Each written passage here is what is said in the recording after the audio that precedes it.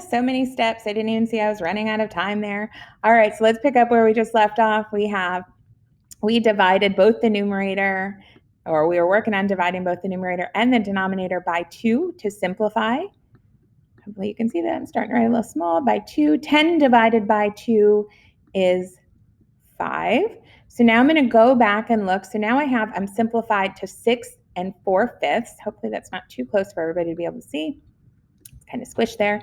6 and 4/5. So I'm going to go back to my list. Can I divide the numerator, both the numerator and the denominator by 2? Well, yes, I can divide the numerator. No, can't divide the denominator. How about 3? Nope, neither are divisible by 3. How about 5? Well, the denominator is divisible by 5, but not 4. And 7 is out of the question because they both have the value of less than 7. So if I cannot divide by these anymore, then that means 6 and 4/5 is this number in simplest form. All right, I am going to stop this video so I can start another one. It's not working out how I planned, so hopefully I'll get time to re-record this, but if not, you'll have to watch it in a few parts. Sorry. All right. I guess we'll get started on this one. So thinking about the steps that we just used, we're going to start by converting these again. So we have 8 times 10 plus 5. 8 times 10 is 80 plus 5 more is 85. Don't worry, you'll get good at doing these as well and not have to write all of the steps. So 85, take away, down here we'll say 4 times 7 is 28, plus 3 more is 31. So we've got 31/4.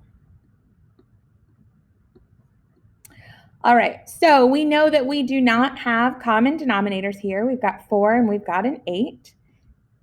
You're probably already thinking that we could use 8 because 4 is a multiple of 8. So 8 will become our common denominator. Now we have to ask ourselves, 4 times what is going to give me 8? The answer is 2. So that means I'm going to have to do the same thing to the numerator. 31 times 2. 31 times 2, I'm going to double both numbers to give me 62. And over here, it is the same, so I can just bring over my 85. Okay, so now I can subtract 85, take away 62. It's not something I want to count up in my head, meaning I don't want you to count up in your head either. So we're going to do some subtracting using our whiteboard. 5 take away 2 is 3. 8 take away 6 is 2.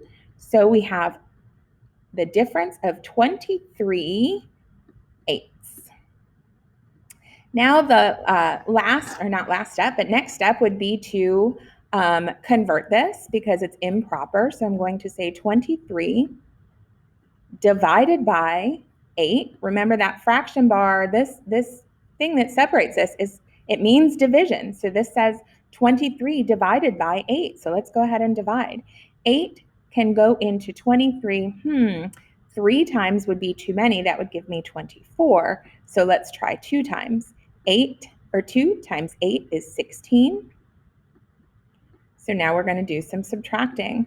We're going to have to regroup, take a 10 or borrow a 10. I don't like that word borrow, but we're going to take a 10 from this group, and we're going to add that 10 over here to my ones column. So we have 13 now. 13 take away 6 is 7.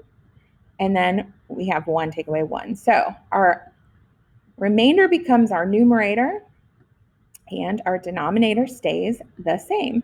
So we have 2 and 7/8. I shouldn't have circled that before we talked about our simplifying strategy. We're going to look at 2 and 7/8 and ask, only looking at the fraction, can I divide this fraction by 2, 3, 5, or 7? Write these down if you need to remember them to simplify.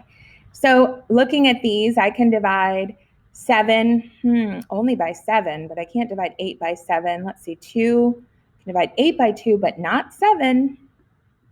Neither are divisible by 3. Neither are divisible by 5. And only the numerator is divisible by 7. So that means 2 and 7/8 is in simplest form. Okay, guys, hopefully this is helpful.